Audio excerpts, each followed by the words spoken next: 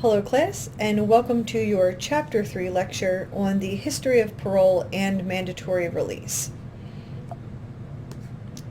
So our learning objectives for this lesson are that by the end, you should be able to explain how transport and ticket of leave influenced the development of parole, including how parole was inspired by Alexander on Norfolk Island.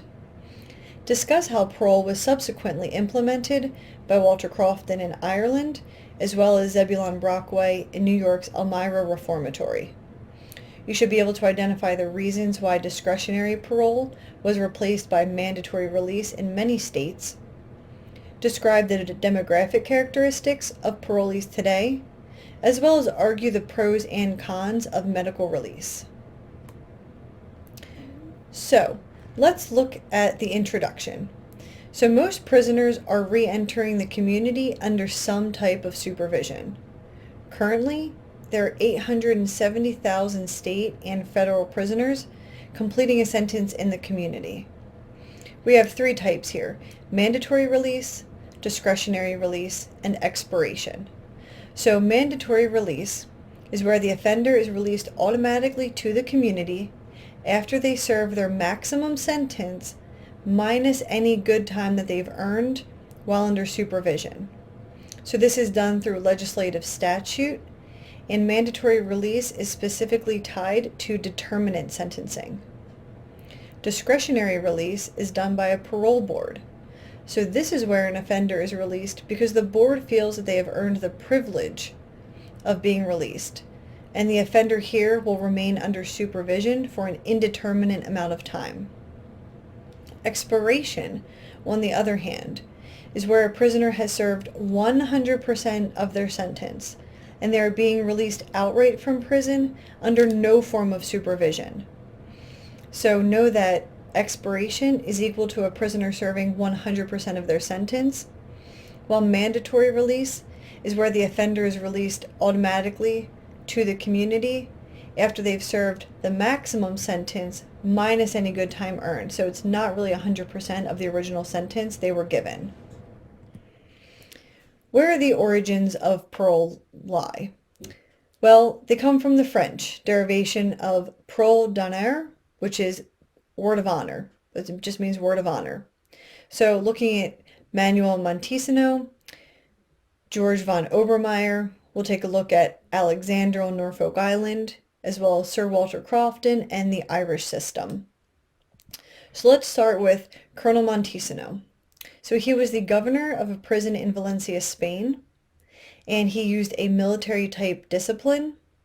However, he encouraged vocational and educational training.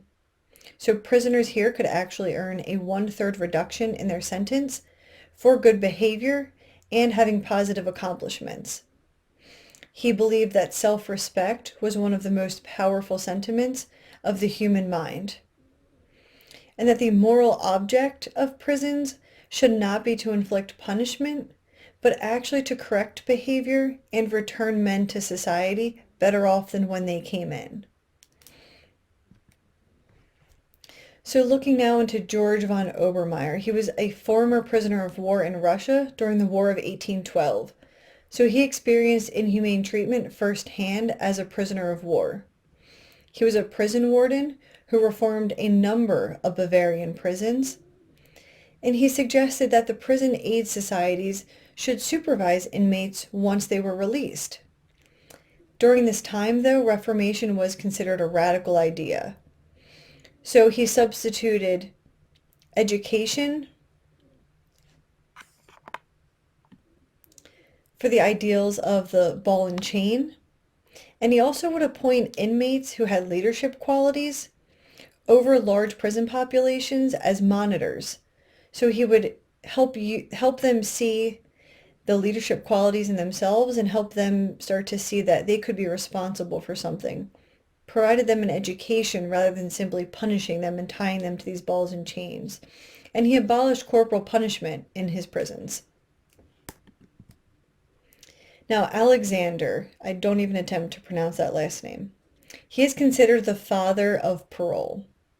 So he was in charge of a penal colony, and he proposed this idea of a mark system. So in this system, the duration of your sentence would be determined by the prisoner's industry and their good conduct. So he would credit daily marks for behavior and labor that the inmate performed, and deductions would be made for any negative behavior they engaged in.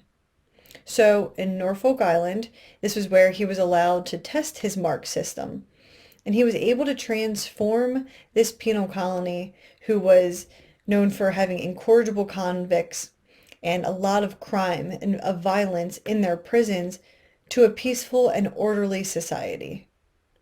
So he replaced flogging and chain gangs with giving them adequate food, health care, offering disciplinary hearings when they did engage in negative behaviors, and provided reading material.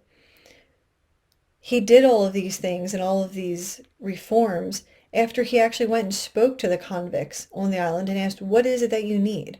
Why are you acting this way? What can we do to improve your situation? So he gave them a voice, and he listened. Unfortunately, influential political colonists pushed the governor for his dismissal because they believed that his methods weren't harsh enough. Do we really care, though, how harsh the punishments are if we're reforming offenders? If when they're coming back out on parole, they're not engaging in any more criminal behavior? Isn't that what's most important here? So Alexander was actually dismissed in 1844. Now we move on to Sir Walter Crofton. He was an Irish prison administrator who adopted Alexander's mark system. So he had a graduated levels of control where prisoners' classification was determined by the number of marks that they had. So you could have strict imprisonment, they could be offered indeterminate sentencing, or he had a ticket of leave system. So the ticket of leave system is where you would either have the police supervising those released to rural areas, or an inspector of released prisoners, as it was called, who would supervise those in Dublin. And this individual would make sure that the prisoners being released had secure employment, they would verify that employment, and they would conduct home visits.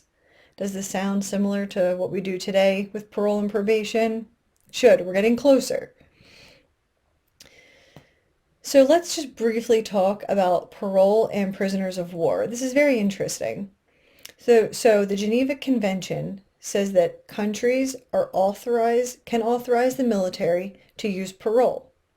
So essentially, when you use parole with prisoners of war, the prisoners promise not to escape or bear arms, and you're simply taking the prisoner's word of honor.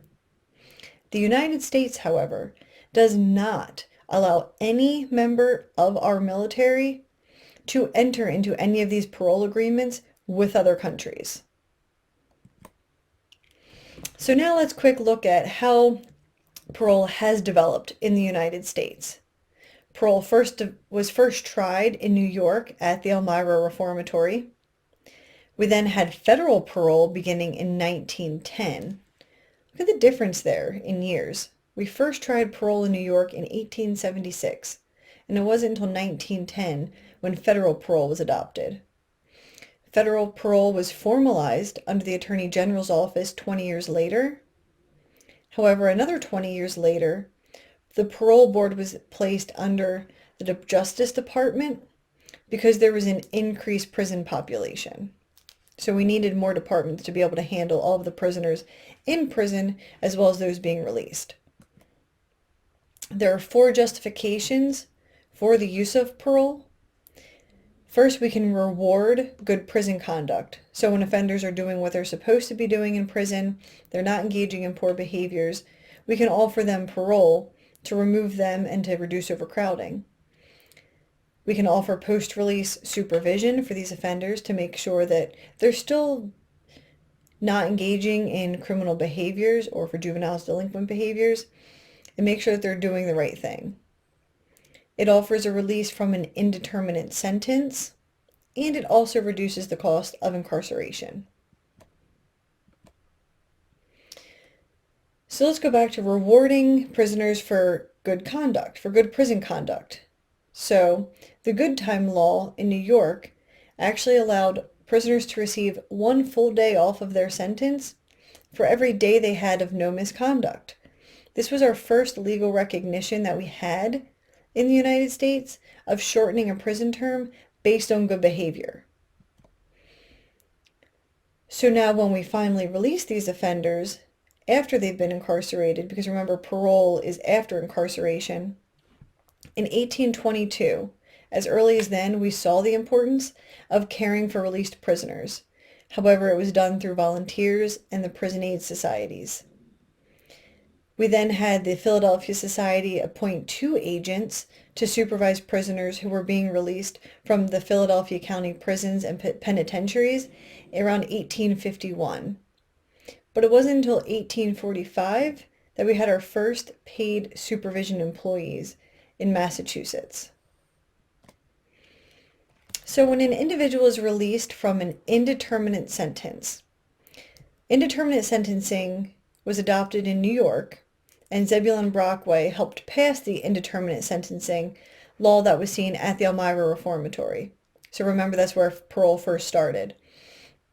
So he was the prison superintendent, and he focused on grading inmates on their conduct and achievement while they were in prison, as well as did they engage in compulsory education, and he made sure that he had a careful parole selection. So guardians are those who were volunteers who supervise these parolees. The parolees would have to report to the guardian every month, and the guardian was then to submit a report to the prison institution on how that offender was doing within their communities. In 1944, we did have a countrywide adoption of parole release and this idea of indeterminate sentencing.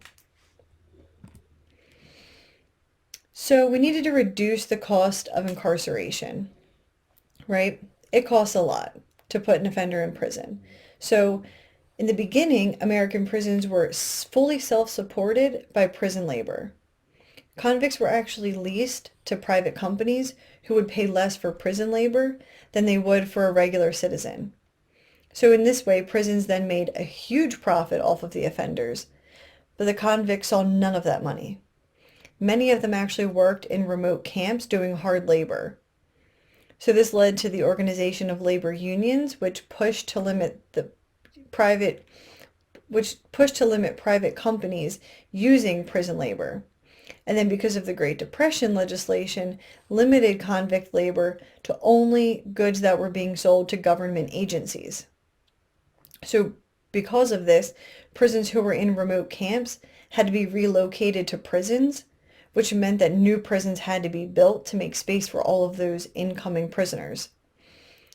In this way, profits now decreased because prisons were limited on the type and how much work their prisoners could do, so they were getting less money coming in, and taxpayers now had to pick up some of that bill.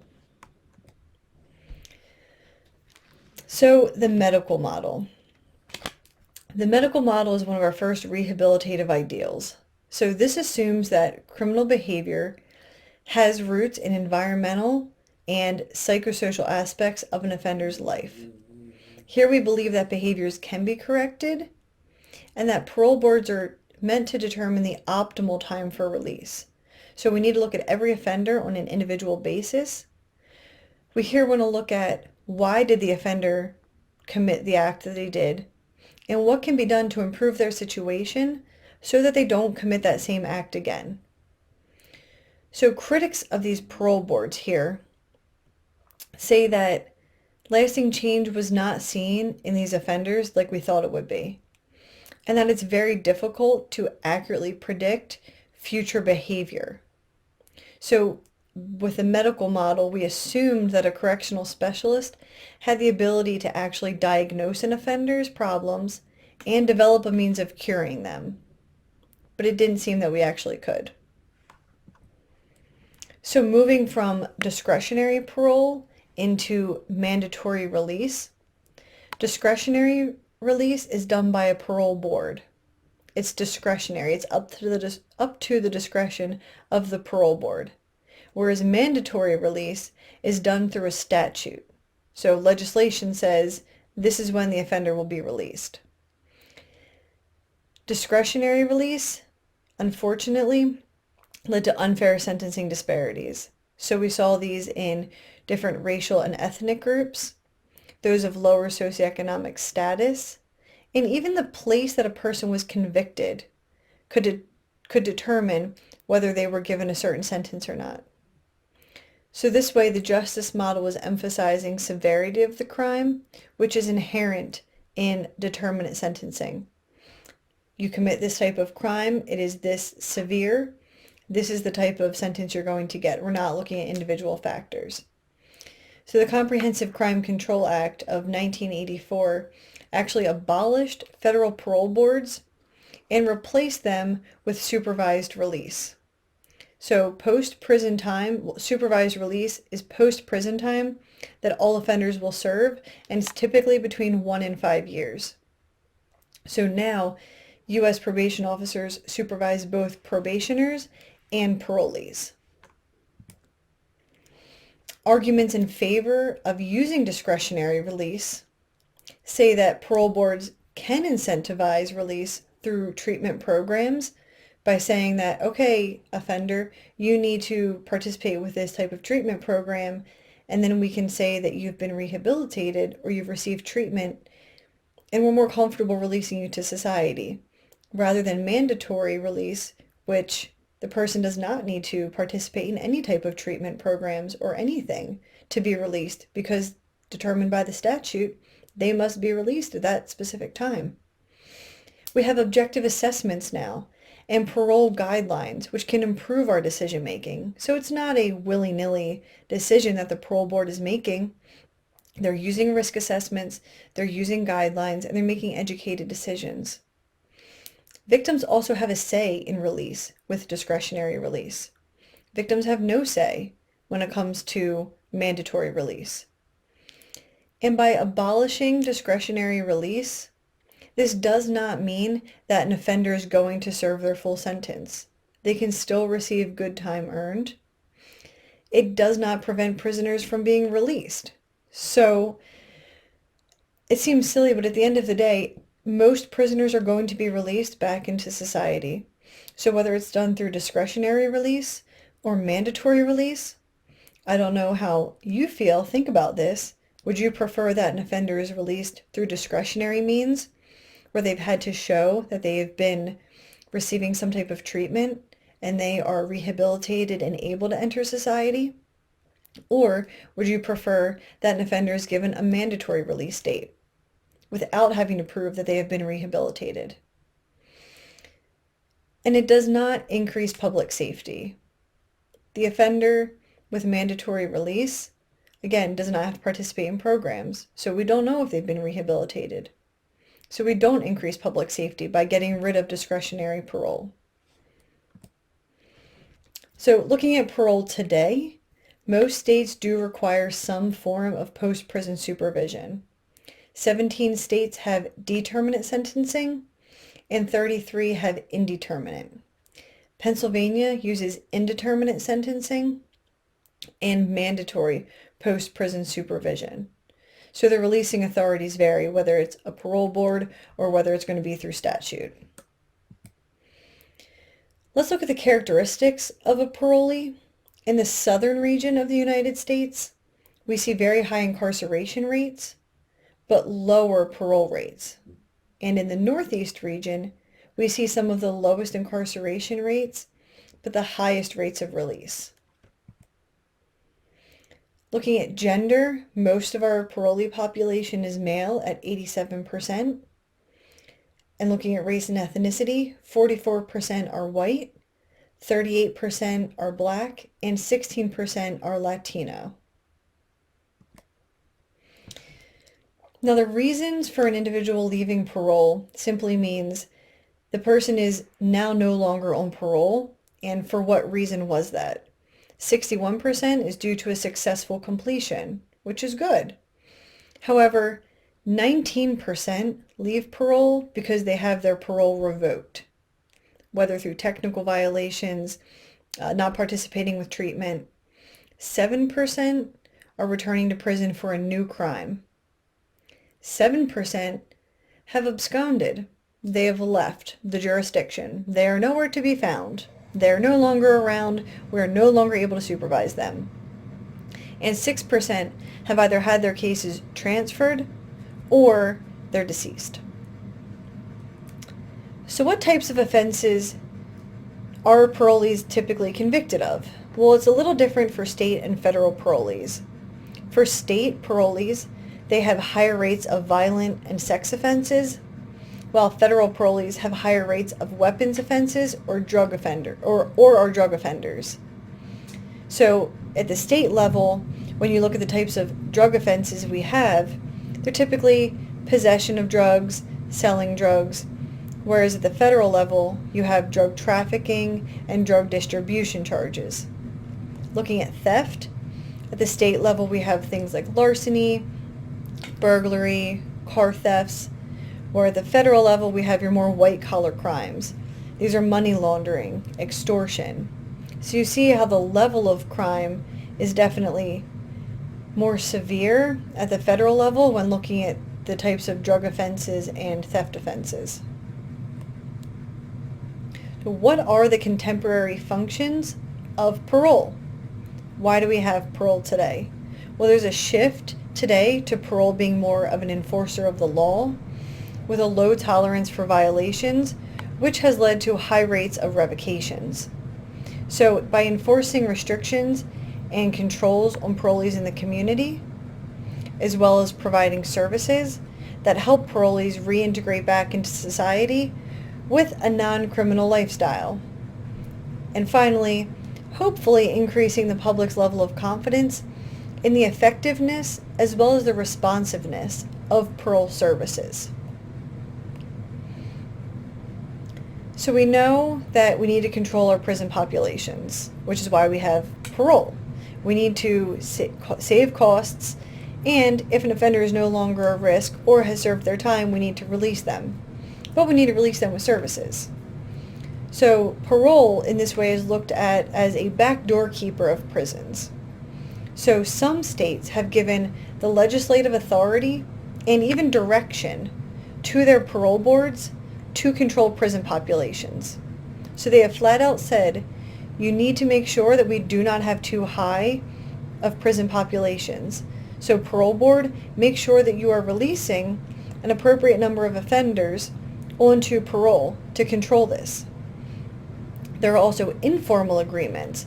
So other states use agreements between the governor, director of corrections, as well as the parole board to make sure that their prison populations don't get too out of hand. So the idea here is that if you can't control the prison population on the front end, then let's control it on the back end. Unfortunately, when you're releasing offenders with controlling the prison population in mind, are you taking into account the rehabilitative nature of the offender? Are we really taking into account whether they're ready or prepared for release? So in California, the Supreme Court actually ordered them to reduce their prison population by 35,000 offenders, and they were to do this by 2016. As a result, they decriminalized some property and drug felonies down to misdemeanor offenses. They increased the eligibility for parole. They increased the opportunity for offenders to receive good time earned within the prisons, which in essence would increase their parole eligibility as well. And then they got creative. They actually rented space from private companies and sent inmates out of the state. Now, I don't know about you, but that to me does not sound like you're actually reducing your prison population. It just sounds like you are hiding your prison population in other states. And then finally, they offered prisoners over the age of 60 the chance at parole. So, thinking of prisoners over 60, let's get into medical parole. So, medical parole is specifically geared towards the elderly or terminally ill who are no longer a threat to public safety. So the Bureau of Prisons estimated that it costs roughly $40,000 a year per inmate with health concerns.